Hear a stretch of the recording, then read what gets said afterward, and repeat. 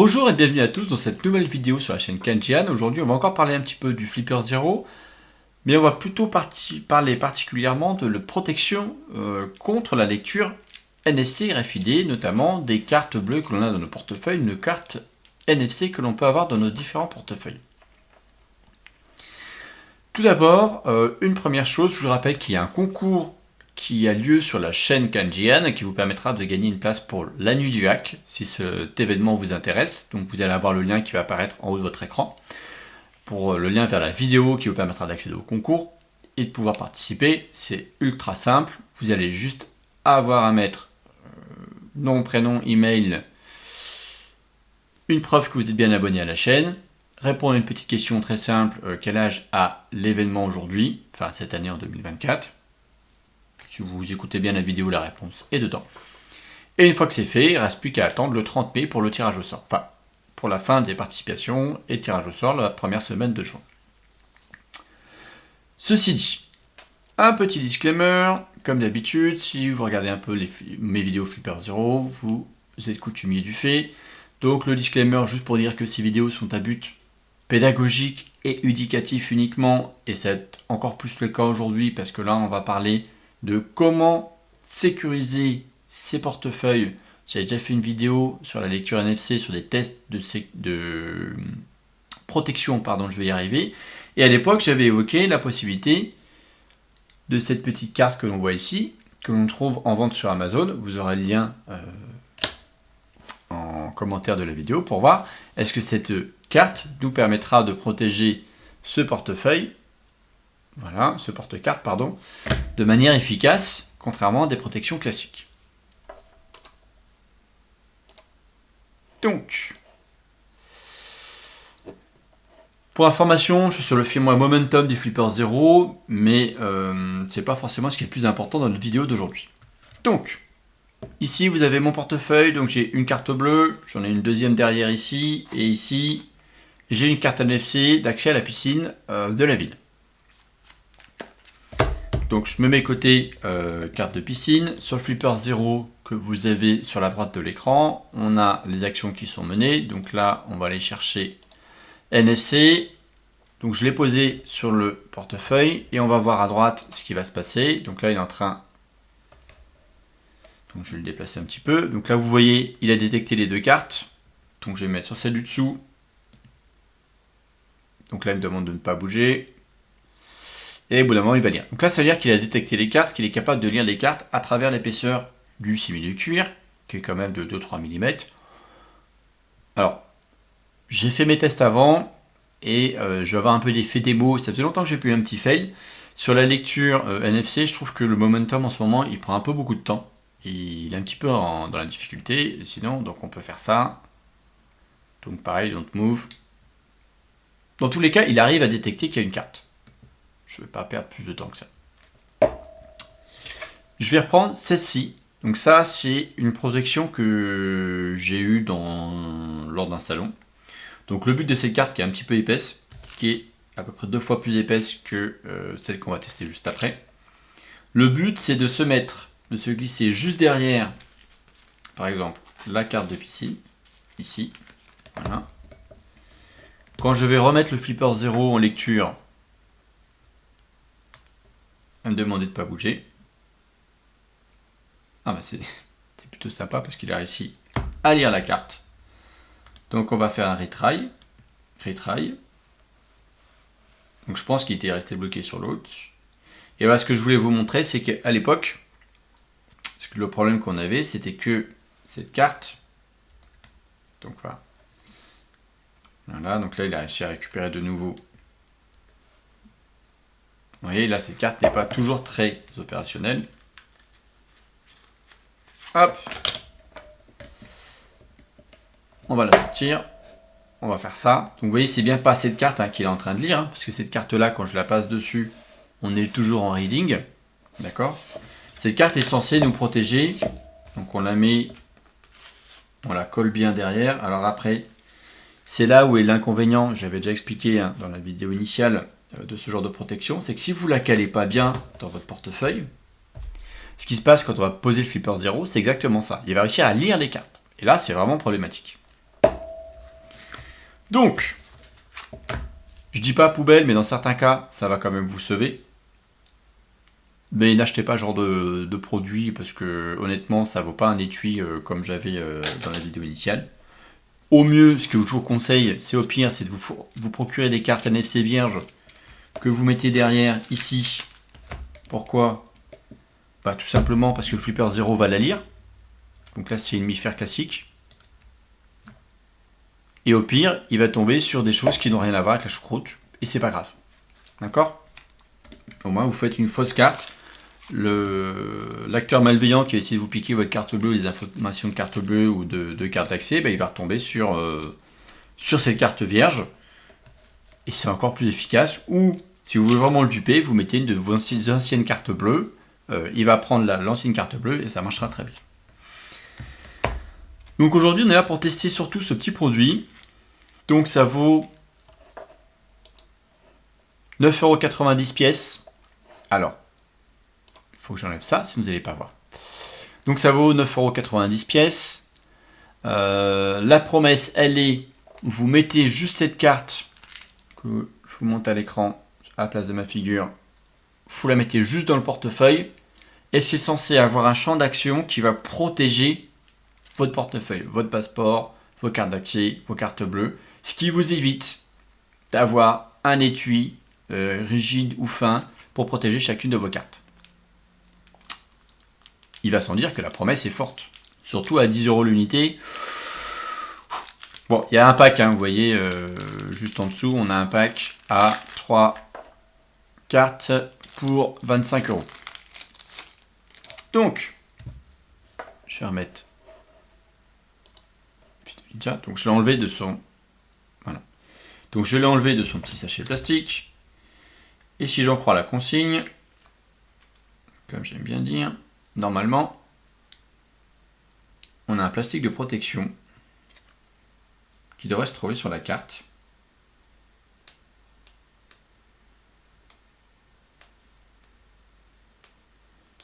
Alors, pas merci au mec qui a fait la carte et qui a oublié de se dire, bah tiens, s'il faut enlever le plastique de protection, si on faisait quelque chose de simple pour l'enlever, ça serait bien. Parce que là, s'il y en a un, je vais pas les traiter de menteur, mais il est très pénible à enlever. Alors, je voulais pas l'enlever avant la vidéo, pour que vous puissiez bien voir. Petit contrôle quand même que ça enregistre bien. Pour que vous puissiez bien voir ce qui se passe. Mais très honnêtement, c'est vraiment pénible à enlever.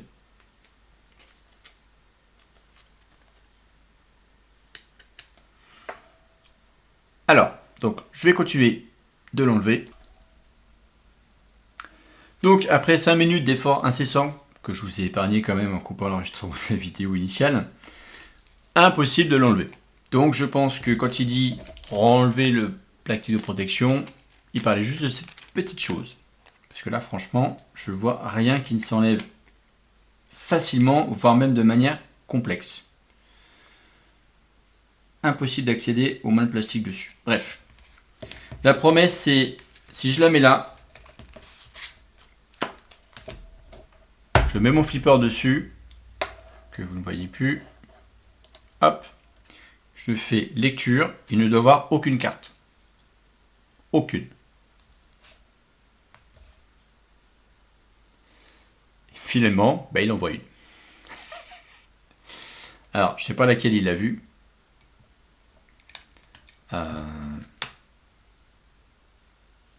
Donc là, c'est pareil, il envoie une. Donc là, c'était, je pense, une carte du bureau qu'il a pris. Donc on va exit. Ce qu'on va faire, c'est qu'on va sortir la carte. On va faire un read dessus. Parce que la carte est censée, si on reprend, c'est Amazon, on est censé avoir en fait dedans un jamming generator qui permet de brouiller le signal. Sauf que quand je bouge dessus, rien n'est brouillé. Par exemple, je vais prendre ma carte là. Je vais même la sortir de la pochette. Je vais mettre les deux l'une sur l'autre. Et on va voir s'il est capable de bloquer. Moi, je veux pas dire, mais déjà en protection non paramétrique, périmétrique, pardon, ça marche pas. Il ne fait pas ce qui est annoncé, ce qui est vendu, c'est-à-dire vous protéger avec un écran de 5 cm autour de cette carte. 5 cm, ça va quand même nous faire ça autour de la carte. Donc ça devrait en effet ici, une fois dedans, protéger toutes les cartes.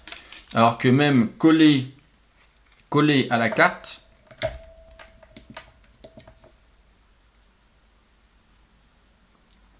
il n'empêche pas la lecture. On va retry. Voilà.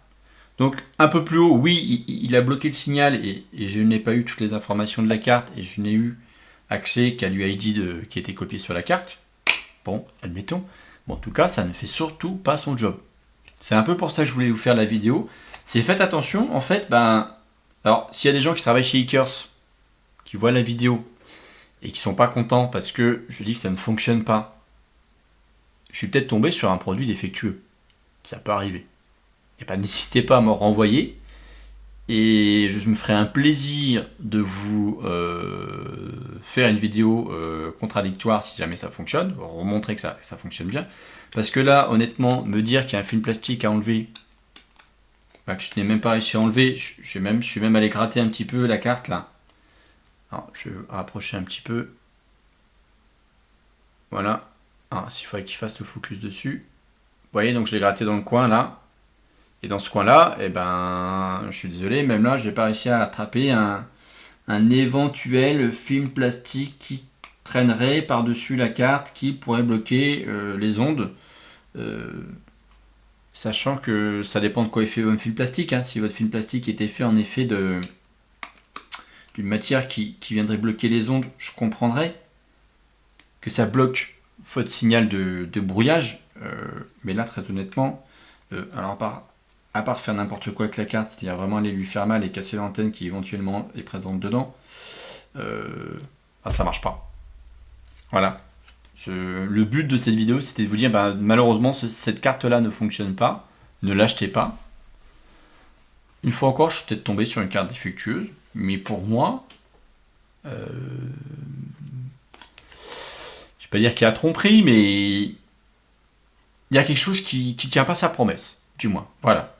On dit que c'est une carte qui va te générer un e-field pour pouvoir générer un champ qui va empêcher ce que je viens de faire avec le Flipper 0. Le Flipper 0, pour rappel, c'est pas l'un des lecteurs les plus puissants. C'est pas un Chameleon Ultra. C'est pas un Xcopy. C'est pas un Proxmark. Ça reste la première étape. Je l'ai mis sans coque pour qu'on n'ait pas de perturbation sur mon Flipper 0. Une fois encore, si Eakers, vous avez quelqu'un qui veut un droit de réponse, avec plaisir je lui laisserai ce droit de réponse, mais voilà, moi j'ai pas trouvé de film plastique à enlever. Le seul film plastique que j'ai trouvé à enlever, c'était ça. C'est vrai que ça ne correspond pas forcément à ce qu'on va retrouver ici sur votre consigne. From each side, la carte de protection, on a un plastique à enlever, je suis désolé. Moi, je vois pas de plastique, je vois le vernis, ok, sympa qu'on a sur la carte, mais je ne sens pas de vernis, je ne sens pas le plastique entre guillemets sous l'ongle à enlever. Voilà. Merci à vous d'avoir suivi cette vidéo. Je pense que c'était important comme de revenir sur ce genre de produit. J'en avais parlé dans les vidéos initiales quand j'avais fait les copies NFC que je voulais tester. C'est à ça aussi que servent les publicités que vous supportez dans mes vidéos. C'est à ça aussi que sert de devenir souscripteur à la chaîne. Ça me permet, moi, de réaliser ce genre d'achat pour vous dire oui, c'est un bon produit ou non, c'est pas un bon produit. Voilà, typiquement, je pense que leurs packs d'étui de data protection RFID sont peut-être mieux.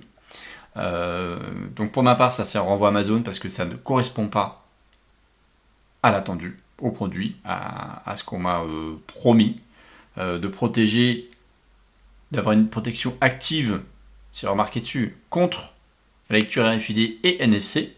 Donc c'est censé stopper les lectures. Je suis désolé, ça ne fait pas le job. Ça ne fonctionne pas.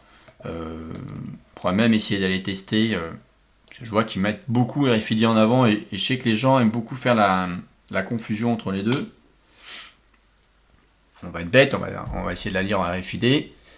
Généralement, ça marche pas. Voilà, donc là, s'il boucle une fois, deux fois, ça veut dire que c'est pas une carte RFID. Donc pour lui, il n'y a aucun souci là-dessus. Il sait même pas ce que c'est. Voilà, là, s'il avait un jamming quelque part, je suis désolé, on devrait avoir une trace quand même. On va mettre un lecteur NFC. Non mais je teste quand même au cas où il y aurait vraiment un fil plastique que j'ai pas réussi à enlever, mais pour ma part, il n'y a pas de fil plastique, etc. Donc n'achetez pas cette carte. Je vais la remettre à l'endroit quand même. Je vous la déconseille. Tout simplement. Si vous travaillez chez Eakers ou vous avez des contacts chez Eakers, n'hésitez pas à leur transmettre la vidéo, qu'ils puissent répondre et qu'ils puissent éventuellement contacter, qu'on puisse retester tout ça. Je vous remercie en tout cas d'avoir suivi cette vidéo. N'hésitez pas à vous abonner à la chaîne, à vous abonner à la petite cloche pour avoir la notification de nouvelles vidéos, à poser des commentaires, j'y réponds le plus rapidement que je peux. C'est pas toujours évident avec le planning que je tiens. Je dis pas que je suis le seul débordé, mais j'en fais partie. N'hésitez pas, il y a le concours si vous voulez participer. Et puis je vous dis à très bientôt pour de prochaines vidéos. Ciao!